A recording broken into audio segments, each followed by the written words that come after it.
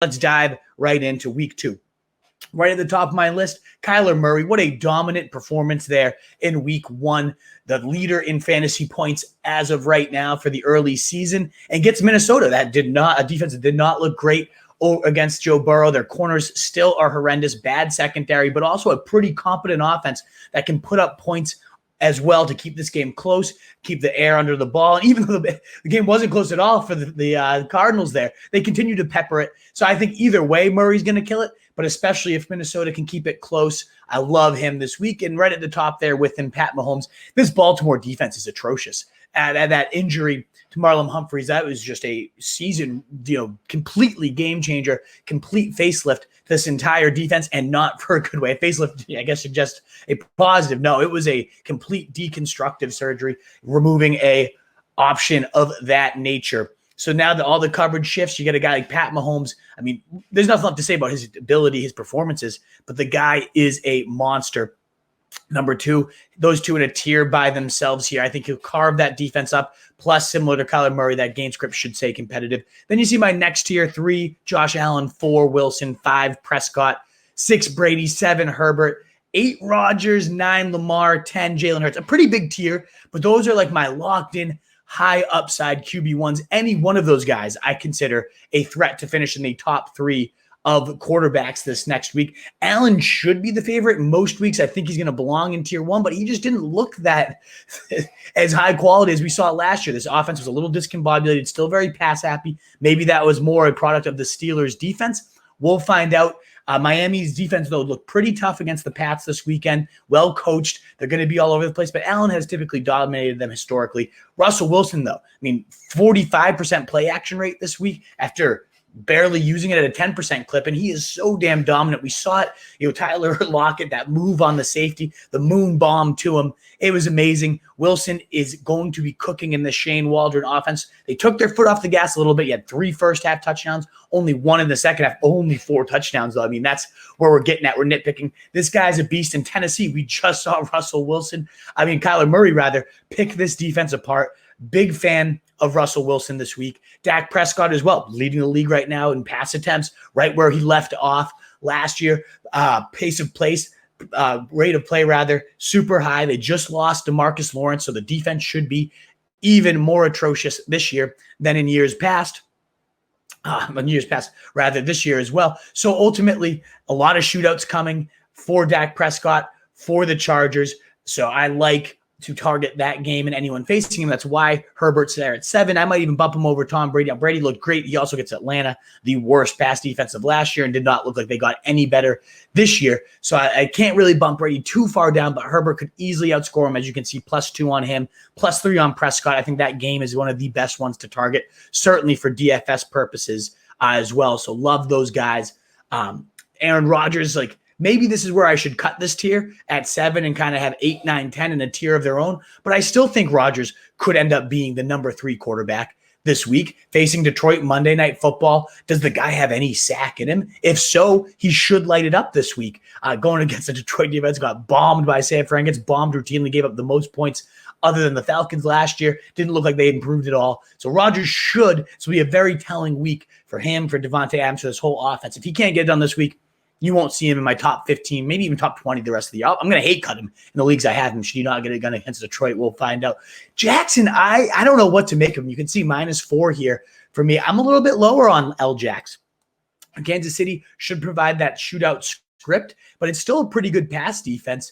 And Lamar just didn't, against a pretty bad secondary for the Raiders. I'd be shocked if they're that good. I think they're going to be a go down as a fluke defense. Mediocre. Was QB20 last week? Didn't run it that much. I think the better days are to come. And certainly when he's dueling with Pat Mahomes, I think he's going to want to show that off. Still didn't love it, though. I think he belongs below some of these gunslingers in shootout style scripts. I do think I might bump Russell Wilson ahead of Josh Allen. We'll see when I update. This is, again, my first draft. But Jalen Hurts, the next great Konami code. I loved him last week. Was +4 on him at QB6, and he ended up panning out for me big time. Think he's going to rock it all year. San Fran should be a tougher defense, but Jared Goff also just put up 28 fantasy points. Was the QB3 of the week against them. Jalen Hurts could do just as much damage. I think San Fran's one of the more overrated defenses of the year. I think this game could go back and forth all day and be one of the more exciting contests of week 2. Moving forward then, we got tier 3, your lower end QB1s. Matt Stafford might belong in the tier above. He looks like a seamless fit for this Sean McVay scheme. Was amazing off the play action. The deep bomb to Van Jefferson was a thing of beauty. Cooper Kupp and him, that rapport looked beautiful. I love Matthew Stafford, and Indy got bombed by Russ. I think Stafford could do the same. Another 2, 3, 4 touchdown day should be in the cards for him. Ryan Tannehill, I think that was a fluke. I expect much better days ahead, but at the end of the day, Todd Downing is a complete joke. I am a bit worried about him. I might bump him down a little bit lower. Burrow, yeah, Stafford is a tier above these guys. I might have to start a tier with 8, 9, 10. And I think Stafford's definitely a group above these guys. But I do like Burrow. Those weapons, Jamar Chase, sure looking like the real deal. Right back to that college form. Anybody that ignored the drops concerns and all that crap is really going to be handsomely paid out. The clear alpha there, allowing T. Higgins to thrive in a number 2 role. And Tyler Boyd, maybe the forgotten man, but as the 3, could do some damage. So I like Joey B. Kirk Cousins, I think Arizona, they're going to need to be chasing points. We saw what that did for Cousins. I think bad real-life quarterback, boring as all hell, but another 300-yard day, 2 to 3 touchdowns, probably in the cards. And Winston, 5 touchdowns.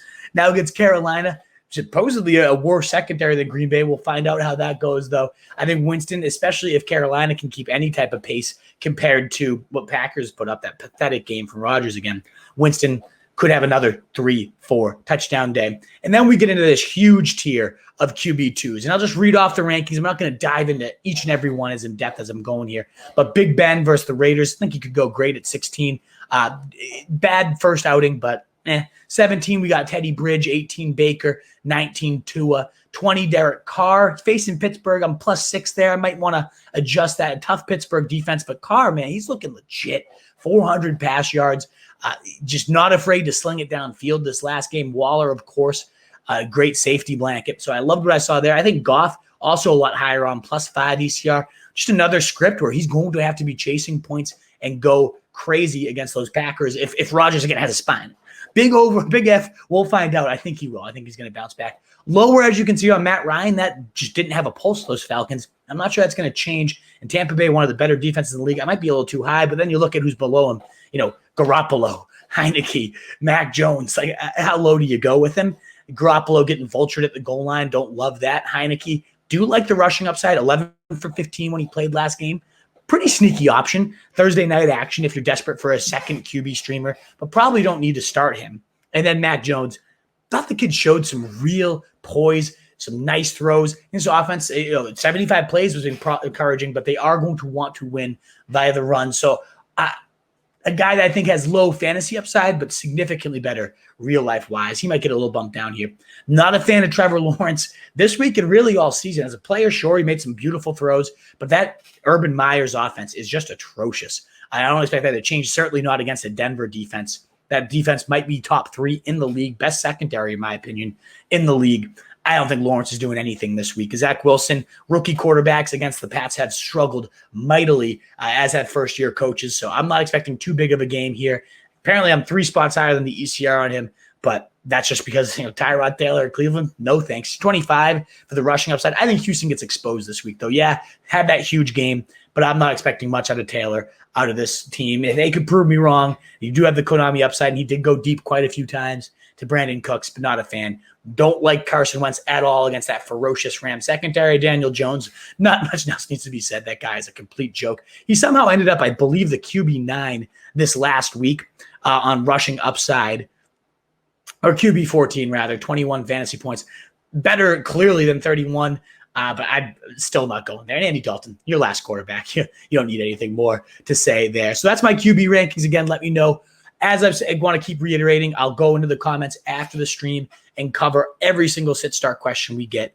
What is up, you fantasy wolf? Thanks so much for tuning in. If you haven't already, share your thoughts in the comments, check out some more videos, and join the newest Wolfpack by subscribing below.